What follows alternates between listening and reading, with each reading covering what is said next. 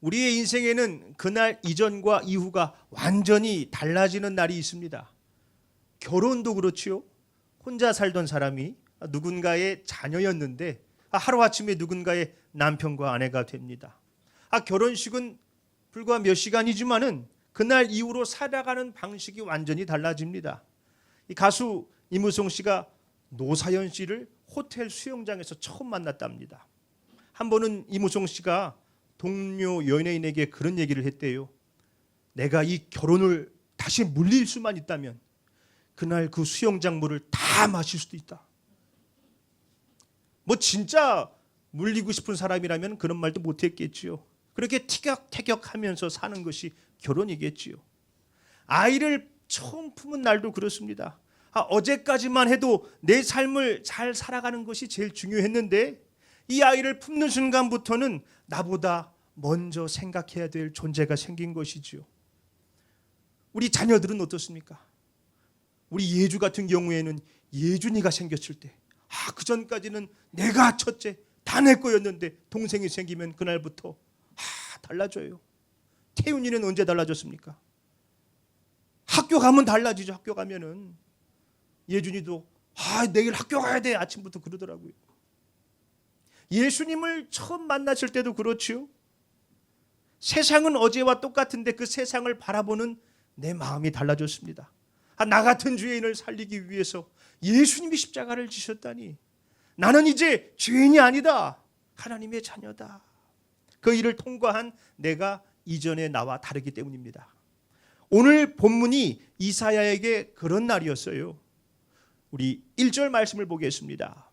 우시야 왕이 죽던 해에 내가 본즉 주께서 높이 들린 보좌에 앉으셨는데 그의 옷자락은 성전에 가득하였고 52년을 다스렸던 우시야 왕이 죽었습니다. 북쪽에서는 아수르 제국이 내려오고 있어요. 나라 전체가 흔들리던 때입니다. 이사야도 무거운 마음으로 성전에 들어갔었겠지요. 그런데 그 자리에서 높이 들린 보좌에 앉으신 하나님을 본 것입니다. 성경은 하나님의 얼굴을 묘사하고 있지 않아요. 그분의 옷자락이 성전에 가득했다고 말합니다. 자, 옷자락이 뭡니까? 옷의 끝단, 가장자리지요. 그분의 그 끝자락으로만으로도 성전이 가득 찼답니다. 여러분, 하나님의 옷자락만 스쳐도 우리의 인생이 가득 차게 될 줄로 믿습니다. 자, 그분 곁에 이 스랍, 천사들이 날고 있었어요. 2절 말씀입니다. 스랍들이 모시고 섰는데 각기 6날개가 있어 그 둘로는 자기의 얼굴을 가리었고 그 둘로는 자기의 발을 가리었고 그 둘로는 날며. 참 요상하게 생겼어요. 날개가 6개인데 2개로는 얼굴을 가리고 밑에 2개로는 발을 가리고 나머지 2개로 난답니다. 뭐 우리가 상상할 수 있는 모습이 아니죠. 그런데 분명한 것은 하나님 앞에서는 그 천사들조차 얼굴을 가리게 된다는 겁니다. 그때 스랍들이 외쳐요. 3절 말씀입니다. 서로 불러 이르되 거룩하다 거룩하다 거룩하다 만군의 여호와여 그의 영광이 온 땅에 충만하도다 하더라. 하나님의 영광이 그 성전에만 충만한 것이 아니라 온 땅에 충만하다는 것입니다. 이사야가 그 광경을 보고 어땠을까요? 와, 하나님의 영광이 온 땅에 충만하구나. 할렐루야 그랬을까요? 그 순간 그 입에서 터져나온 것은 비명이었습니다. 5절 말씀입니다. 그때에 내가 말하되 화로다 나여 망하게 되었도다. 나는 입술이 부정한 사람이요 나는 입술이 부정한 백성 중에 거주하면서 만군의 여호와이신 왕을 배웠음이로다 하였더라. 나는 이제 끝났다. 난 망했다. 더 살 수 없다. 거룩하신 하나님 앞에 서고 나니 가장 먼저 자기 자신이 보이는 겁니다. 이사야는 선지자였어요. 하나님의 말씀을 전하던 사람입니다. 그 시대의 죄를 지적하고 백성들의 타락을 고발했습니다. 바로 앞장에서만 봐도 백성들을 향해서 여러 번 외쳤어요. 화 있을진저. 당신들이 이렇게 타락했으니 재앙이 임할 겁니다. 화 있을진저. 그렇게 외쳤던 그 말이 이제 자기 자신에게 돌아옵니다. 화로다 나여 망하게 됐다. 내가 이 부정한 입술로 하나님의 영광을 얼마나 가리웠는가. 망하게 됐다. 창틈으로 햇빛이 쨍 비춰오면은 그 공기 중에 보이지 않던 먼지들도 보이게 되죠. 그 하나님의 거룩한 영광의 빛에 그 자기 자신의 추악함이 다 드러난 것입니다. 하나님의 임재를 경험하기 전에는 다른 사람이 문제로 보였습니다. 이 시대가 문제고 백성들이 문제처럼 보였습니다. 그런데 거룩하신 하나님 앞에 서자 자기 죄가 다 보입니다. 화로다 나여 망하게 됐다. 6절 말씀입니다. 그때 그 수랍 중에 하나가 부젓가락으로 제단에서 집은 바 핀숯을 손에 가지고 내게로 날아와서, 그때 수랍 하나가 제단으로 날아갑니다. 재물을 태워서 죄를 없애는 그 제단, 거기서 술 하나 집어들고 와서는 이사야의 입술에 가져다 댑니다. 제가 가끔 농담삼아 예준이가 이상한 소리를 하면 저 입술을 스스로 한번 지져야 되는데 그럴 때가 있었지만 이것은 전혀 다른 것이지요. 그 숯을 이사야의 입술에 가져다 대면서 죄를 사해 주는 겁니다. 7절 말씀이죠. 그것을 내 입술에 대며 이르되 보라 이것이 내 입에 닿았으니 내 악이 제하여졌고 내 죄가 사하여졌느니라 하더라. 하나님은 이사야가 가장 부끄러워하던 입술을 만지셨습니다. 우리에게도 그런 자리가 있어요. 아무에게도 보이고 싶지 않은 자리, 나만 아는 자리, 꽁꽁 숨기고 싶은 내 민낯. 그런데 하나님은 그 자리를 피하지 않으십니다. 정확하게 그곳을 만지십니다. 너 그거 내려놔야지. 그거 포기해야 되지 않느냐. 그거 덮어두면 안 된다. 정확하게 만지십니다. 우리가 감추려고 애쓰는 자리가 하나님이 우리를 만지시는 자리입니다. 우시야 왕이 죽어서 온 나라가 흔들리던 때에 이사야는 흔들리지 않는 왕의 보좌를 보게 되는 것이죠. 몇 해 전에 인사이드 아웃 2가 개봉을 했었습니다. 이 사춘기가 된 라일리의 마음속에 불안이라는 새로운 감정이 들어왔어요. 이 불안이는 라일리를 지켜주겠다고 잠든 라일리를 대신해서 아직 일어나지도 않은 최악의 상황들을 다 보여줍니다. 시험에 망치면 어떡하나? 친구들이 나를 떠나면 어떡하지? 저 사람이 나 싫어하면 어떡해? 이번에 실패하면 내 인생은 어떻게 되나? 이것도 대비해야 되고 저것도 대비해야 되고. 라일리를 지켜주겠다는 불안은 오히려 라일리를 숨도 못 쉬게 괴롭힙니다. 이 걱정이라는 것이 밤이 되면 더 잘하는 것 같아요. 낮에는 이것저것 하면서 시간을 보내다 보니까 걱정이 손바닥만에 썼는데 막상 밤에 자려고 누웠더니 걱정이 천장만에 져 있어요. 통장의 잔고, 건강검진 결과, 쌓여가는 약봉지, 관계의 문제, 과거의 실수, 후회, 이 미래에 대한 막연함. 기도를 하다가도 걱정이 기도를 밀어낼 때가 있습니다. 가끔 SNS에서 이 원근법을 이용한 재밌는 사진을 하나 볼 때가 있어요. 에펠탑을 손끝으로 탁 들고 있는 것 같은 사진, 이 피사의 탑을 손바닥으로 탁 받치고 있는 것 같은 사진. 이런 사진들을 어떻게 찍습니까? 손은 카메라 가까이에 대고 에펠탑은 저 멀리에 두고 이 각도를 조정해서 찍으면은 그렇게 보이는 것이지요. 그러면 그 커다란 에펠탑이 손바닥만해 보입니다. 무엇을 가까이 하느냐에 따라서 크기가 달라집니다. 문제를 가까이 하면은 문제가 하나님보다 더 커 보여요. 이거 하나님이 이 문제를 해결해 주실 수 있을까? 이거는 하나님도 못해. 이거 관심이 있으실까? 그런데 반대로 하나님을 가까이 하게 되면은요, 다음 사진, 그제야 문제가 제대로 보이죠. 하나님이 이렇게 크신 분인데, 하나님이 나의 아버지가 되시는데 저렇게 작은 문제를 가지고 내가 그렇게 끙끙 앓았구나. 이사야는 옷자락만으로 성전을 가득 채우신 하나님을 보았던 것입니다. 이 복음서에서도 주님의 옷자락을 붙든 여인이 있습니다. 누군지 아십니까? 12해 동안 혈류증을 앓았던 여인. 병원비로 가지고 있던 돈을 다 썼는데도 병원도 깊어졌어요. 긴 병에 장사 없다고 가족들도 두 손 두 발 다 들었지요. 그런데 이 여인이 무엇을 붙잡습니까? 마가복음 5장 27절입니다. 예수의 소문을 듣고 무리 가운데 끼어 뒤로 와서 그의 옷에 손을 대니 당시 혈류증은 부정한 상태로 여겨졌습니다. 그래서 사람들 가까이 갈 수가 없었어요. 발각되면 큰일 납니다. 그런데도 예수님이 오신다는 소문을 듣고는 마지막 지푸라기라도 잡겠다는 심정으로 사람들 틈을 비집고 들어가서 예수님의 옷자락을 탁 붙들었어요. 그러자 어떻게 됐습니까? 마가복음 5장 28절로 29절. 이는 내가 그의 옷에만 손을 대어도 구원을 받으리라 생각함일러라. 이에 그의 혈육 근원이 곧 마름에 병이 나은 줄을 몸에 깨달으니라. 예수님의 옷자락만 탁 붙들어도 구원을 받을 것이라는 믿음을 가지고 붙들었더니 병이 나았습니다. 여러분, 믿음이 있으면 주님의 옷자락만으로도 우리의 인생은 가득 찰 수 있습니다. 본문 말씀 8절입니다.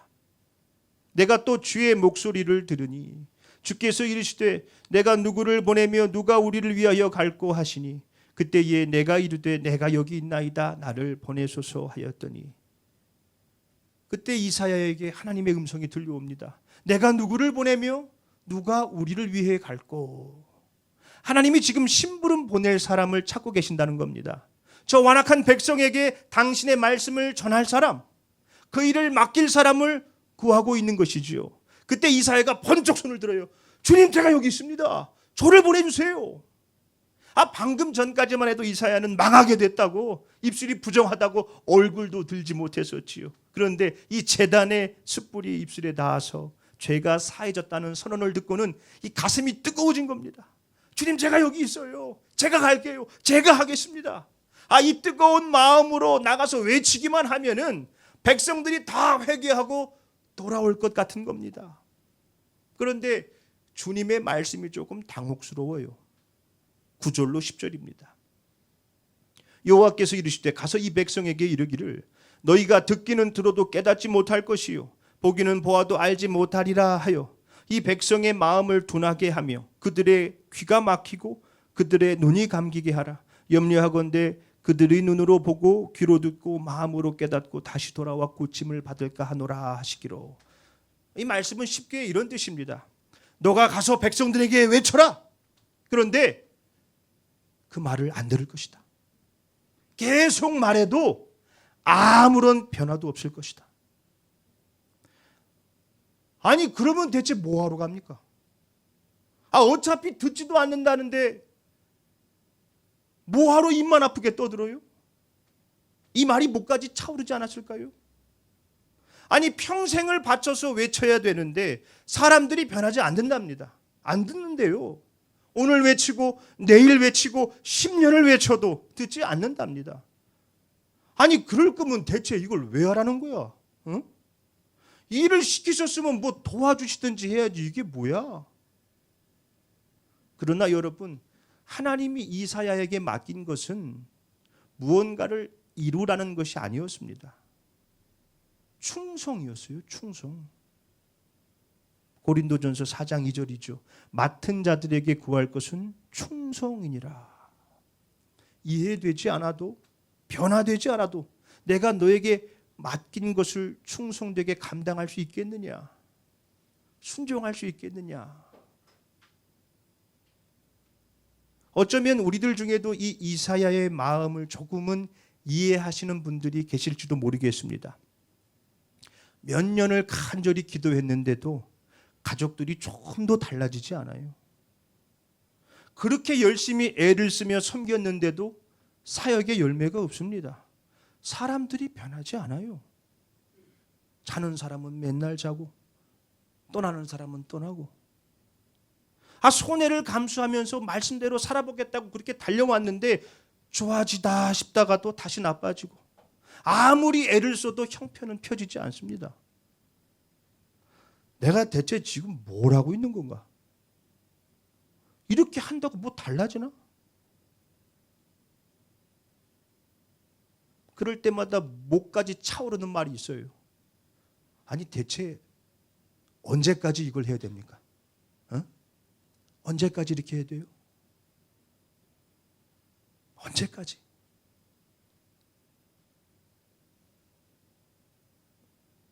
여러분, 이 말은 반항이 아닙니다. 사명자의 탄식이에요. 그런데 하나님의 대답이 무겁습니다. 12절로 13절입니다. 여호와께서 사람들을 멀리 옮기셔서 이 땅 가운데에 황폐한 곳이 많을 때까지니라. 그 중에 10분의 1이 아직 남았을지라도 이것도 황폐하게 될 것이나 밤나무와 상수리나무가 배임을 당하여도 그 구루터기는 남아있는 것 같이 거룩한 씨가 이 땅의 구루터기니라 하시더라. 성읍이 황폐해질 것이다. 이 땅은 버려질 것이다. 큰 환란이 찾아온답니다. 그런데 하나님이 한 문장을 심어두셨습니다. 거룩한 씨가 이 땅의 구루터기니라. 하나님은 지금 잘려나간 밑동을 보고 계세요. 사람들의 눈에는 끝난 자리죠. 베어진 자리, 실패한 자리, 무너진 자리입니다. 그런데 하나님은 그 구루터기를 뭐라고 부르십니까? 거룩한 씨. 이사야 11장에 이르면 그 구루터기에서 한 싹이 올라와요. 11장 1절 말씀. 이새의 줄기에서 한 싹이 나며 그 뿌리에서 한 가지가 나서 결실할 것이요. 이 싹이 누구십니까? 예수 그리스도. 다윗의 왕조가 다 베어진 구루터기뿐이었는데 하나님은 그 구루터기에서 한 싹을 틔워내십니다. 예수 그리스도. 그 거룩한 씨로 오신 예수님은 우리의 모든 죄의 짐을 대신 다 지시고 십자가에서 베어지셨습니다. 밑동만 덩그러니 남은 것 같았죠. 이제 끝났구나. 그런데 예수님은 죽음을 이기시고 무덤에서 부활하셨습니다. 이사야 11장 10절. 그날에 이새의 뿌리에서 한 싹이 나서 만민의 기치로 설 것이요 열방이 그에게로 돌아오리니 그가 거한 곳이 영화로우리라. 베어진 구루터기에서 나신 한 싹이 만민을 돌아오게 하는 소망이 됐다는 것입니다. 대체 언제까지입니까? 이 이사야의 탄식을 주님이 예수 그리스도를 통해서 답하신 것입니다. 어떤 나무는 줄기가 다 베어지고 밑동만 남았는데도 봄이 되면은 새순이 올라오는 게 있어요. 어떻게 줄기도 없고 가지도 없는데 싹이 났나? 왜 그렇습니까? 땅 속에 뿌리가 살아있기 때문이죠. 겉으로는 다 잘려 나갔습니다. 그러나 보이지 않는 곳에 생명이 있었습니다. 여러분, 그 구루터기의 뿌리를 땅 속에서 지켜오신 분이 하나님이십니다. 우리가 흘린 눈물이 그 뿌리예요. 우리의 기도가 그 뿌리가 되는 것입니다. 우리가 버텨온 날들이 그 구루터기의 뿌리예요. 하나님은 우리의 그 눈물의 세월을 버리지 않으십니다. 그 뿌리를 지키시고 잘려진 구루터기의 푸른 새순을 돋아나게 하시는 분이십니다. 말씀을 맺겠습니다. 우리의 인생에는 이전과 이후가 완전히 달라지는 날이 있습니다. 이사야에게는 오늘 본문이 그날이었지요. 우시야 왕이 죽어서 온 나라가 흔들릴 때 그는 만왕의 왕, 만주의 주가 그 보좌에 딱 앉아 계신 것을 보았습니다. 베어짐의 마지막 문장에서 하나님이 남겨두신 거룩한 씨를 보았습니다. 옷자락으로 성전을 가득 채우시는 하나님은 그 구루터기 속에서도 거룩한 씨를 남기십니다. 이번 주 이 걱정이 천장만해지는 밤이 오시거든 본문 3절 말씀을 조용히 한번 고백해 보세요. 거룩하다, 거룩하다, 거룩하다.